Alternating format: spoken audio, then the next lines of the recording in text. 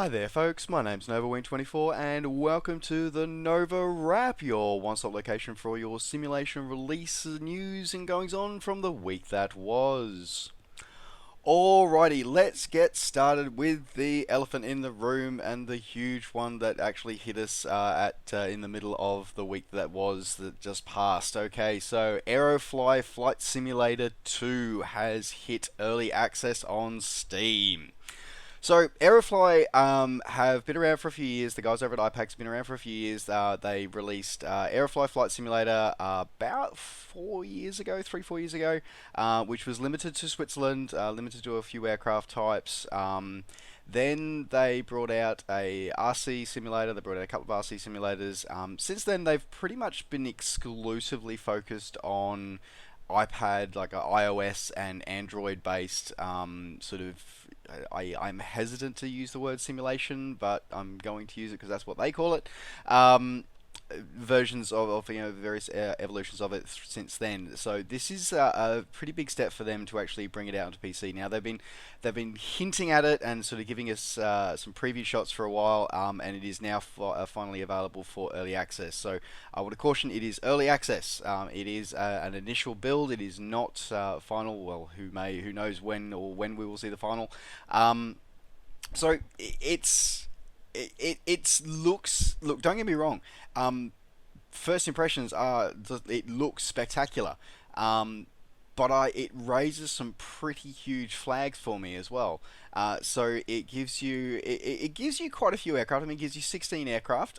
Some that will be very familiar to those who use the ESP-based simulators of FSX and P3D, and a few new ones as well. But it sort of seems to be a bit confused about itself. So it says that it features 150 airports in the southwestern USA, but has global evolution and satellite imagery. Which is it, guys? Is it a full world sim, or is it a closed environment and you hit an invisible wall sim? Which one is it?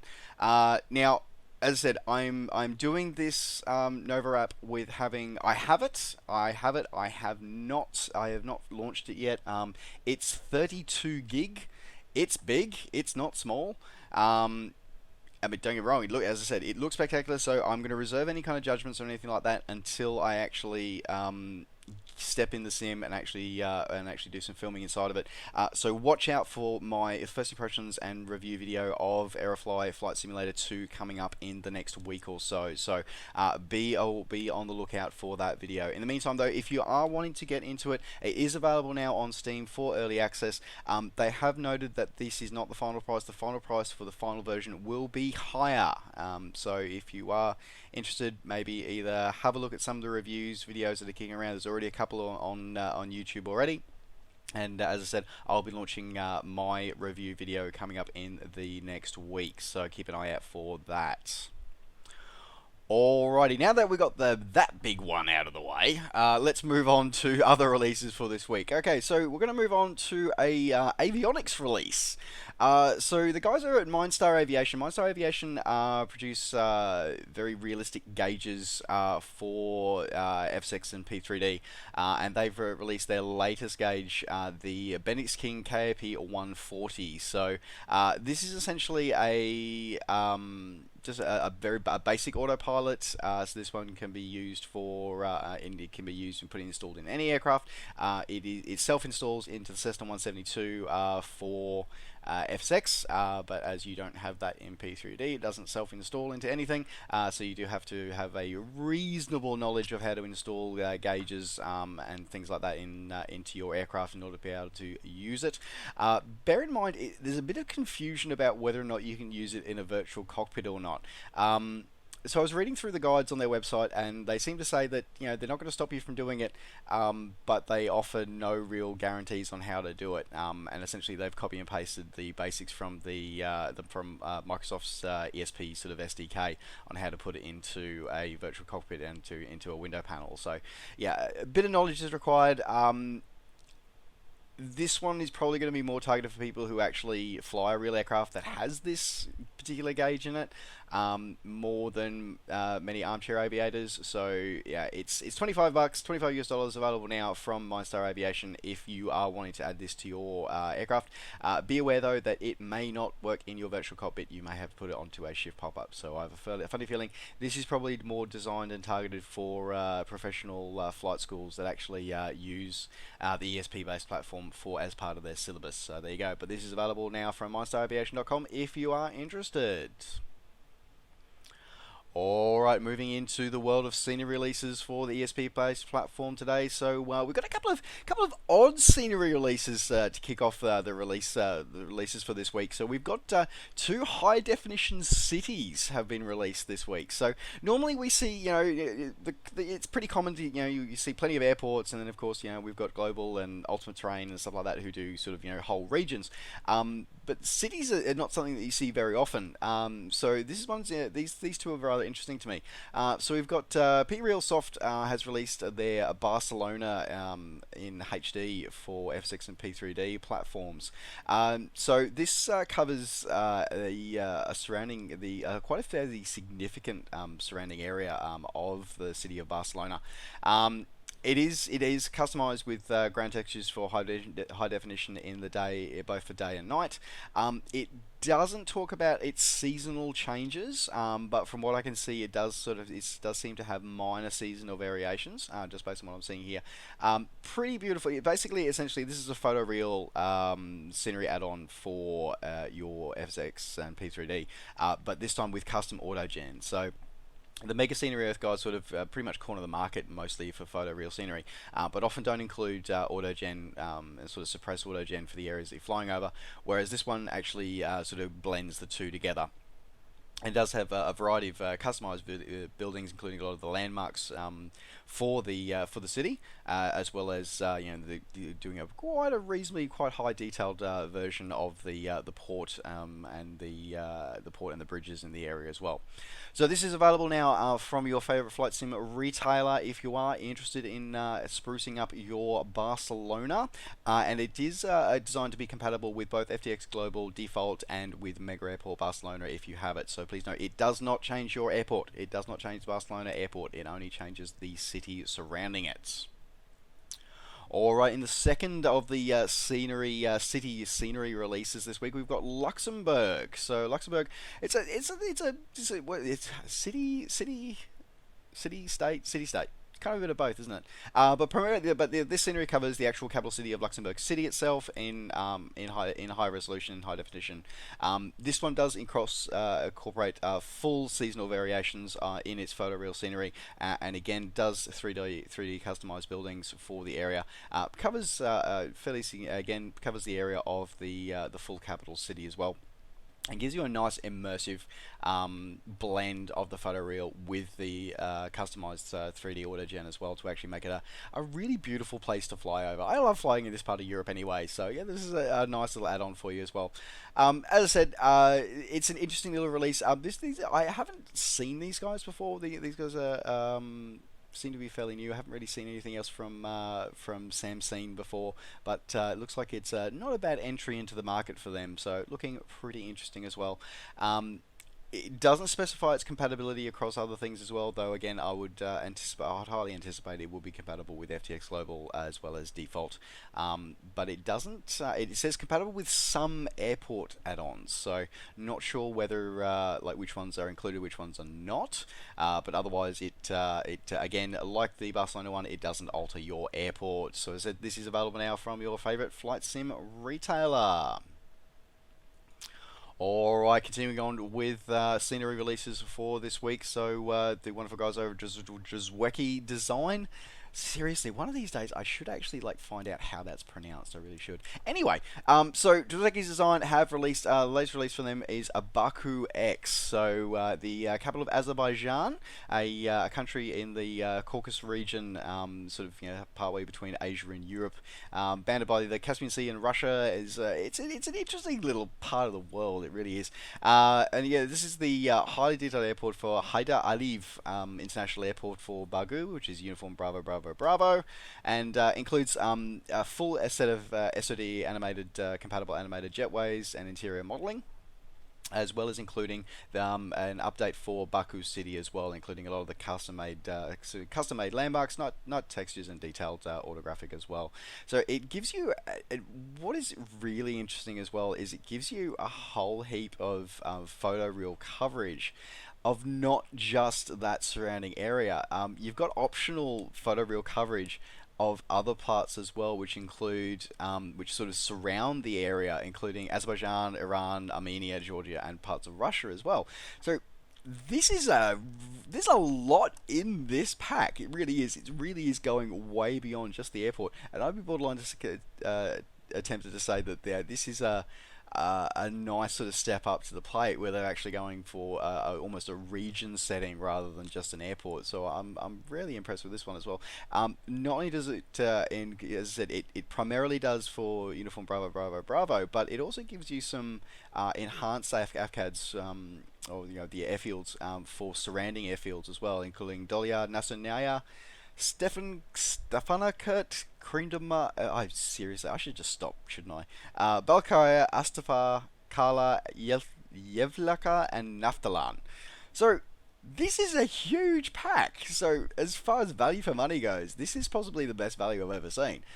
You get a whole heap of airports, one primary, and a whole heap of other airports as well. So it's going to be really enhance your experience for flying in the Republic of Azerbaijan. So there you go. As I said, fantastic little one. This one as well. This one is available, as I said, now for FSX and P3D in all its variants, and it is coming to X-Plane. So X-Plane users, it is coming to you. Not yet. It is still a work in progress, but it will be coming to X-Plane eventually as well. And as I said, this is now available either directly from Dozweki Design or from your favorite flight sim retailer.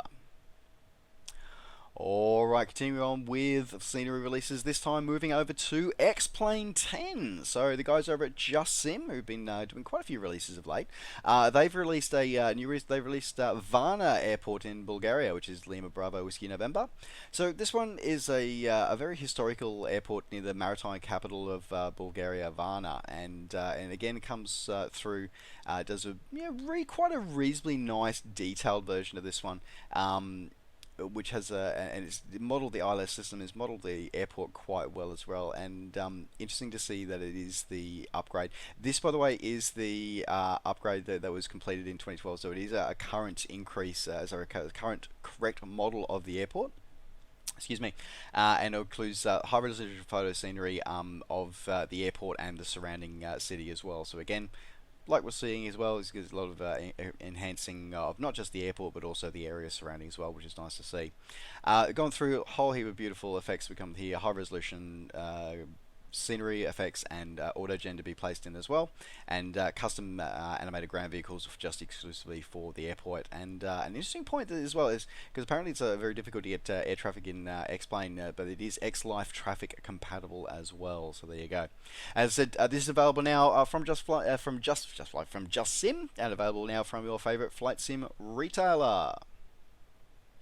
Alrighty, moving into the release world of aircraft this time. So sticking with X-Plane 10 for the moment, the guys over at V-Flight Air. So V-Flight Air are probably one of the best known developers for aircraft for X-Plane, for the X-Plane series and X-Plane 10 specifically. And they've come out with two versions of the Piper Cherokee 140. So they've released the original classic version of the 140, which essentially was designed as a VFR trainer, very basic VFR only trainer, and only supports the gauges and stuff like that. But they've also released a second version of it, which supports the more uprated later version, which is the one that supports the ILS and IFR and all your radio nav training as well. So you can get both versions. Now you can buy them independently of each other, or you can buy them together as a pack. So yeah, not bad. These are incredibly detailed here. They've gone through, like the developers have gone through and had it tested by real world Cherokee pilots. I'm not even going to try and list all the stuff that's here as well, because it's just incredible the amount of detail it looks like they've gone to in this one. One of the interesting things though as well, and I know a Cherokee pilot, and apparently this is real as well. they talked to pilots and found there's a little trick to getting an extra couple of knots out of the aircraft in cruise speed. I won't say what it is, but because I'm sure it's highly not supposed to be used in real world flying. But it's there. But it has been modelled in this as well, which is a kind of cool thing, and really great to see they actually got very much involved in working with the actual pilots to actually be able to produce it. So there you go. Otherwise, modelling is looking beautiful and quite impressive, and a great addition to your X-Plane 10 fleet if you're into something low and slow. So as I said, this is available now from VFlight Air and from your favourite flight sim retailer. Alright, continuing on in aircraft releases this week, so we've got the Wilco Publishing have come out with the Falcon 7X for the FSX and ESP based platforms. So Falcon 7, Falcon 7, Dassault's Falcon 7 was one of those other iconic biz jets that sort of came out of the 80s and continues to go on today. And the 7X, of course, is the later one of the newer variants as well. This one is beautifully and fully modelled with all its features and all of its details, including the full glass flight decks coming across the virtual cockpit, and of course with pop-ups as well. And again, like we're seeing in more common, it used to be the realm only of military aircraft, but becoming more and more common in commercial and private aircraft as well, is of course a heads-up display, which is fully functional in this simulation, looking absolutely amazing. It is fully compatible with a variety of SIDS and STARS approaches and stuff like that. If you do have or updated flight data for SIDS and STARS, it's compatible with those. And just overall, this just looks pretty damn amazing. Like, the Falcon, as I said before, the Falcon is one of those iconic business jets. It really is, and it's great to see it modelled, because we've been fairly lacking in it. There's a model out there, but it's a fairly basic one. But it's really beautiful to see that this one has come across, and the guys at Wilco always do great work, and this one just looks absolutely incredible. So there you go. As I said, this is available now direct from Wilco or from your favourite flight sim retailer. Alright, departing the world of flight simulation for the moment and moving on to the permanent way. We're going to be having a look at the latest two releases this week for the Train Simulator 2016 world. So this week we saw the release of the Chatham Mainline London to Gillingham route. So this route goes from London's Victoria Station all the way down into Kent. So it goes down to Gillingham and Kent, with a short extension to Raynham as well. It's a historic route. I've actually travelled on this particular route, funny enough, when I used to live in the UK, when I was heading down to Battersea. So yeah, I've been on this route. So this was kind of a bit of a nostalgic release for me to see this one's come out. So yeah, this goes through fully detailed, including of course the famous Battersea power station. Goes through a whole heap of London stations, including Clapham Junction and Wandsworth. And yeah, it's looking quite impressive, very very detailed as well. So you get 48 kilometers, or just under 48 kilometers, 48 miles, just under 70 kilometers of track between, as I said, between London Victoria and Gillingham in Kent, with an extension to Raynham, as well as the Catford Loop line serving Denmark Hill, Peckham Rye, and Catford. So you get with this as well, you get two trains and a couple of different liveries as well. You get the Class 465 and the Class 375. So your passenger trains that regularly ply this route with which is operated by Go Via, and coming through and very familiar lines on those sections as well. So this includes 8 scenarios, but again, as always, the trains included are fully compatible with QuickDrive, and of course fully compatible with Steam's Workshop scenarios, available for user-created content. Now, the second release is sort of like a parallel release to go along this one. It's the British Rail Blue Diesel Electric Pack. So you actually get 5 trains in this one. You get everything from the very basic Class 09, which is essentially just a glorified sort of shunting vehicle, and just designed for short trips and just sort of push things around and stuff like that, and for use on short distances, on for freights on branch lines and stuff like that. all the way through the Class 33, Class 73, and the Class 416, and ending with the Class 21 sort of combination electric diesel unit as the line. This route particularly got as it's slowly got electrified, and trains started moving away from diesel and moving on towards electric services. So quite impressive, and it goes through a lot of the history of that one. All of these are in the classic rail blue, sort of British Rail blue color scheme, but it's nice to show that also they show the variations that were in that. Although it was very set by British Rail, this is what it's going to be. Local depots ended up having various different color schemes, and it's nice that they've modelled that and actually done that with the color scheme as well. And it includes a whole heap of, you get extra wagons and general utility vehicles as well to form part of your freight and parcel services that were hauled by these locomotives throughout the British Isles on the various routes that they operated on. All trains, again, are quick drive compatible. Now, it does include scenarios. It includes 3 scenarios. However, they do require the Chatham Mainline London-Gillingham route add-on to be able to actually use the scenarios. So, it is fully compatible with Steam Workshop scenarios. So, there'll be people out there who will be creating them, and you can create your own scenario. But for the 3 that come with it, you do require the London-Gillingham route to be able to use them. To recognise that, the guys over at Dovetail have actually released this as you can buy this as a twin pack, where you can buy the diesel electric add-on locomotive add-on pack as a bundle deal with the London Gillingham route add-on, and save yourself around about $10. So not bad looking at if you are into the world of the permanent way. Alrighty, moving from the permanent way onto the Asphalt. So the guys over at Assetto Corsa. So at Assetto Corsa, they have released another piece of DLC for their title. This one is the Japanese pack. Now, this one had me. I'm seriously thinking of buying Assetto Corsa just to be able to get this particular DLC, because it's got 2 of my favourite cars in it. It really does. It's got so this one features a selection of cars from Japanese manufacturers Mazda, Toyota, and Nissan. So it models the Nissan GTR R34 Skyline, the Nissan 370Z Nismo kit, the Toyota Torino, the Toyota Supra Mark IV, and my 2 favourite vehicles, the Mazda MX-5 and the Mazda RX-7. Seriously, there's something about rotary engines. I love them. I love them so much. I really do. And an MX-5 is just sporty and fun. Seriously, it really is. It's sporty and fun and beautiful. Anyway, so yeah, this is available now for Assetto Corsa users. Available on Steam if you're a PC user, and of course available for the PlayStation Network if you are a PlayStation user. Now, rounding up the simulation releases for this week, we've got Time Machine VR. So we're with the sort of mass release of the HTC Vive and other VR headsets, we are seeing more VR titles come up, and this one's quite interesting. So this is Time Machine VR.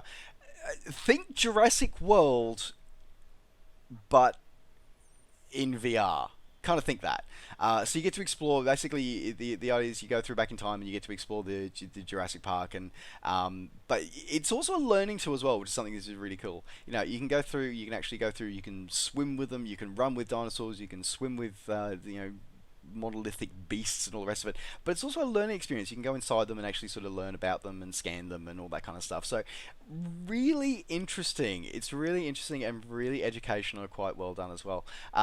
As I said, if you're into your VR, this one's looking pretty cool. Again, I don't have VR, so you're not going to see any reviews of VR products from me anytime soon. But yeah, it is pretty damn exciting, pretty damn interesting, and just goes through time traveling in Jurassic Oceans and exploration modes, and also plus some time-based mechanics, which is time freeze. You can connect data and connect stuff about them. So yeah, it's very interesting and beautifully modelled. So there you go.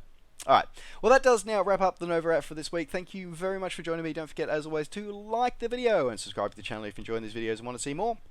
And of course, as always, you can catch up with me and all the things I'm up to between videos by finding me on Facebook and on Twitter. Just search NovaWing24.